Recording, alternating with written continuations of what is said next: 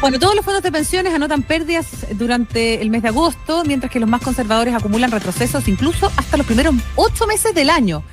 El análisis fue realizado por la consultora CIEDES. Queremos saber qué hay detrás de estos números. Rodrigo Gutiérrez, gerente general de CIEDES, está hoy día con nosotros. ¿Cómo estás, Rodrigo? Muchas gracias por acompañarnos. Hola, Rodrigo, buenos días.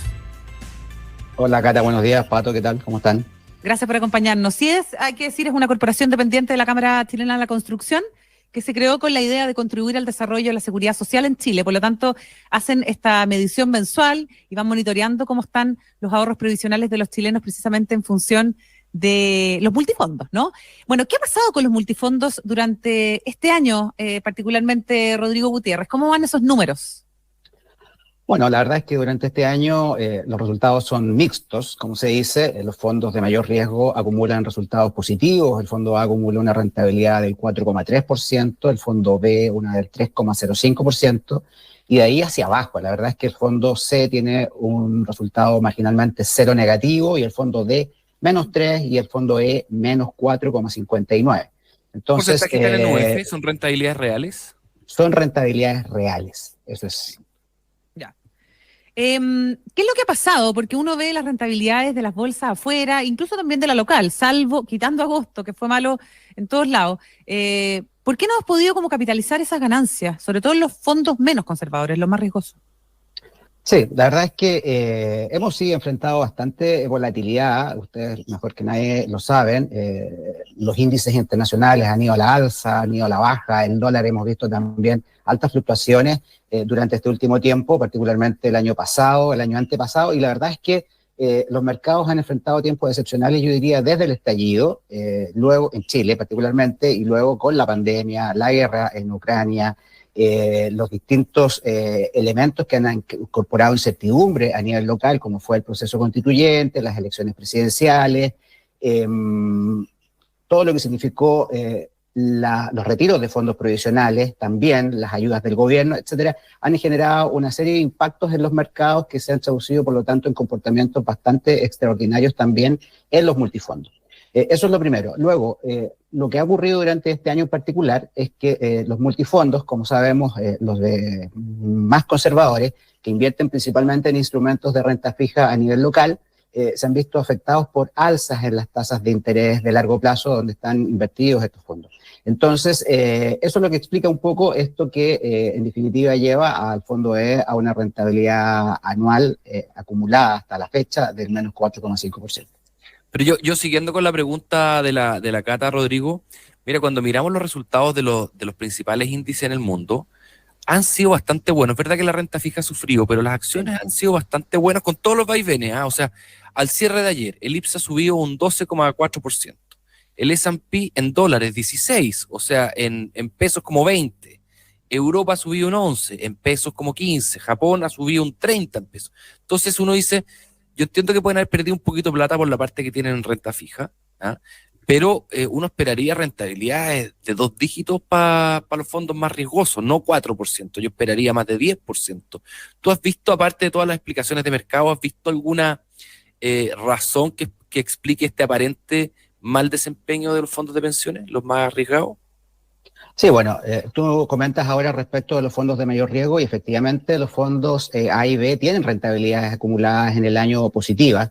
Efectivamente, a partir de buenos resultados en el índice internacional, como bien tú señalas, en Estados Unidos el índice es positivo, el IPSA también acumula un buen resultado en el año de prácticamente el 12%, el dólar también, que apalanca positivamente las inversiones del extranjero, también tiene un alza en el periodo desde enero a la fecha, más allá de los vaivenes que han ocurrido, y por lo tanto eso se traduce efectivamente en rentabilidades positivas que contrastan con las pérdidas de los fondos más conservadores. En esto hay que distinguir, ¿cierto?, que los fondos de mayor riesgo invierten principalmente en instrumentos de renta fija del extranjero versus los fondos más conservadores que invierten en instrumentos de renta fija a nivel local.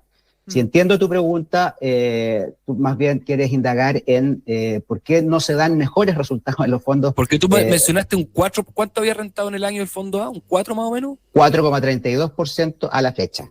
Quizás ese es el efecto del UF, porque, bueno, pero en el año la inflación ha subido 2, algo en la UF, el valor acumulado, ¿no? Pasadito un poquito más de 3. 3 más 4, 7. Yo Claro. igual todavía me falta, como que hubiese esperado mejores desempeños. No sé si hay algo ahí como que podemos concluir que lo están haciendo bien o que lo están haciendo mal Sí, las administradoras.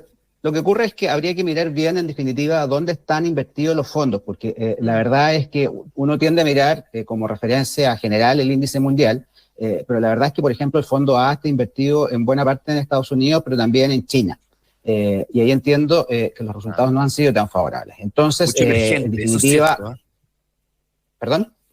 Sí, porque las AFP pueden estar muy cargadas a los mercados emergentes y China han dado especialmente mal este año.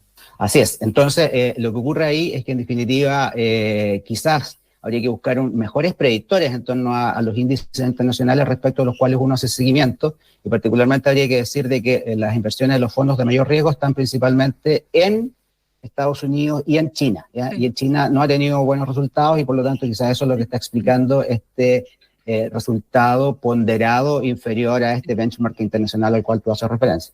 Ahora, te quiero preguntar un tema como más estructural de los multifondos, Rodrigo, porque uno ve lo que pasa con el fondo DIE, que uno asume que son los más conservadores, obviamente, pero además donde está la mayor cantidad de gente que está por jubilarse, o sea, gente que necesita su plata probablemente mañana y que ver una merma en esa capitalización es tremendo, o sea, justamente cuando ya están a punto de jubilarse. Hay un tema estructural de esos fondos que obliga a invertir en determinada cantidad de ahorro en elementos menos riesgosos. ¿Podría eso eventualmente cambiarse considerando el impacto que ha tenido las tasas, que es algo que pasó este año, pero podría volver a ocurrir? O sea, es algo a lo que estamos expuestos todos, es parte de los vaivenes del mercado, ¿no? Sí, esto ha sido motivo de preocupación durante estos últimos años, porque es cierto, los fondos de mayor riesgo, el fondo E que usamos como referencia, está invertido en un 86% de su portafolio en instrumentos de renta fija a nivel local. Y desde esa perspectiva, lo que uno debería esperar es un comportamiento estable, con bajo riesgo y a su vez baja rentabilidad, y esto sería consistente con proteger los ahorros de las personas que están próximas a jubilar o que ya están jubiladas.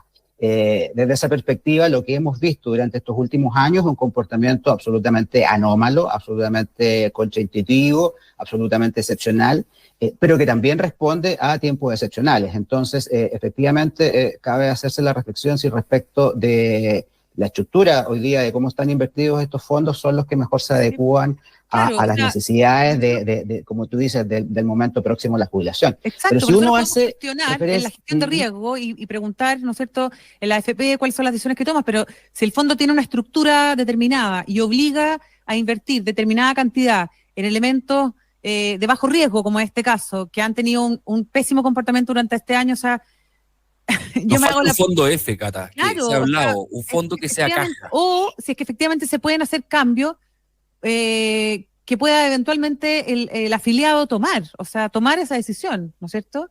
Y que se lo permitan, porque también por edad también hay un límite, vos. Así es, pero mira, quizá lo que habría que profundizar un poquito en el análisis es lo que yo te comentaba recién. Efectivamente, los resultados han sido negativos, excepcionalmente malos, pero también en un contexto excepcionalmente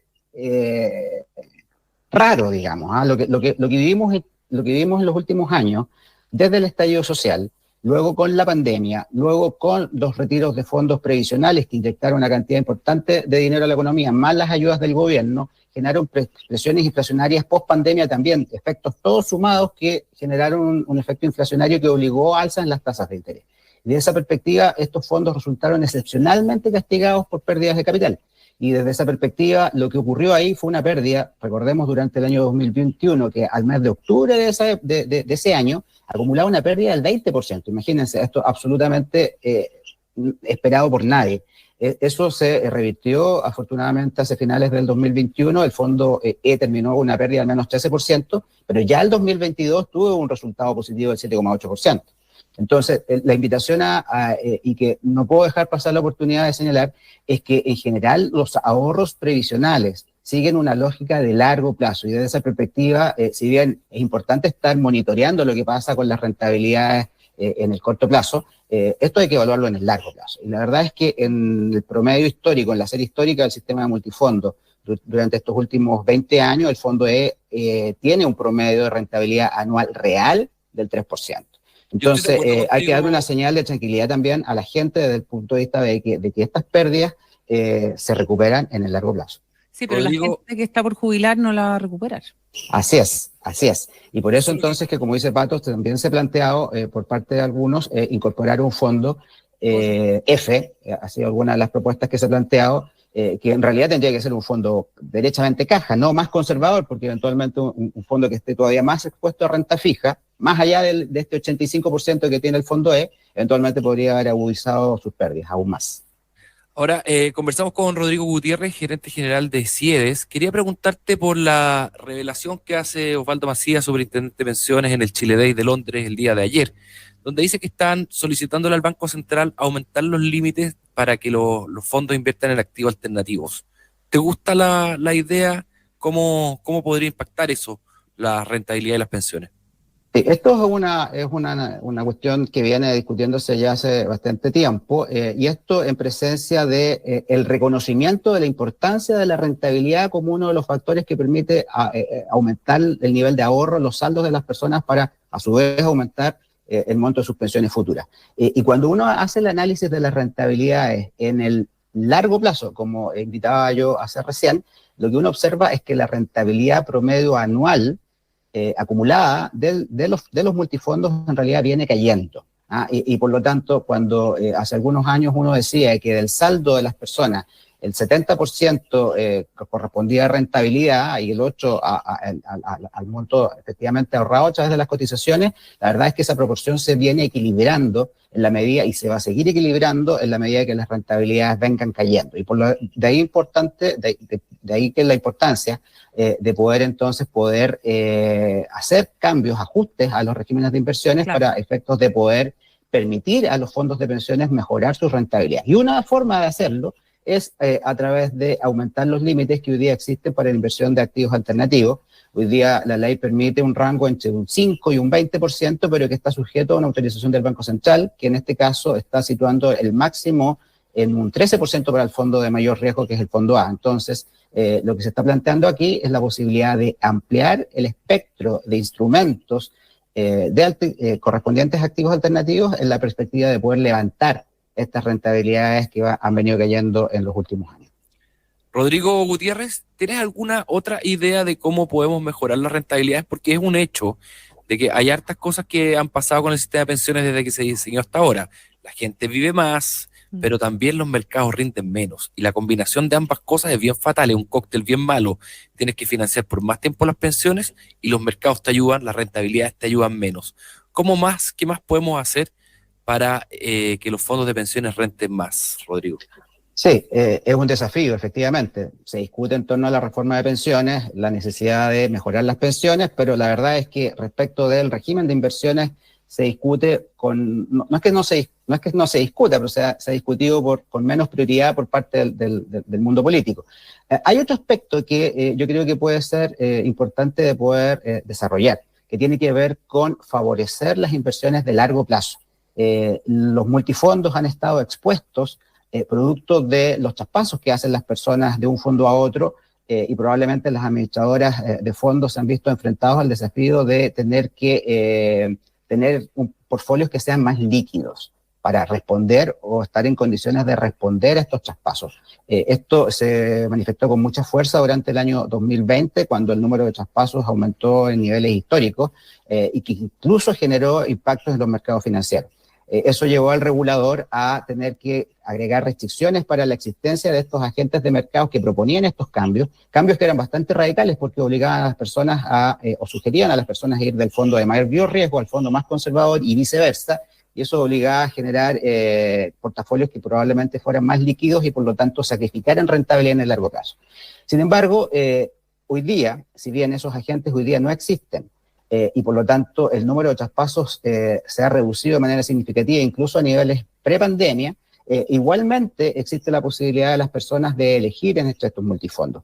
Lo que nosotros creemos es que el sistema de multifondos es un buen sistema porque permite equilibrar portafolios en la perspectiva de permitirle a las personas elegir un fondo en función de su perfil de riesgo y rentabilidad esperada, pero donde los cambios hoy día son absolutamente a disposición de las personas. Creemos de que sería positivo establecer algún tipo de restricción en términos del número de cambios que las personas puedan hacer durante un año, o eventualmente restringir a que estos cambios sean a fondos adyacentes, de manera tal de que generen impactos significativos en la gestión de los portafolios. Perfecto. Qué interesante entrevista con Rodrigo Gutiérrez, él es gerente general de CIEDES, que ustedes pueden visitar CIEDES, con 2S final, .cl, para ir precisamente siguiendo cómo van evolucionando los multifondos durante el año y el mes. Gracias, Rodrigo, por las explicaciones y por atender además a nuestras interrogantes. Que te vaya súper bien. Gracias, Rodrigo. Buen día. Gracias, Pato. Gracias, Cata. Felices fiestas. Son las Igual. 9 de la mañana con 35 minutos.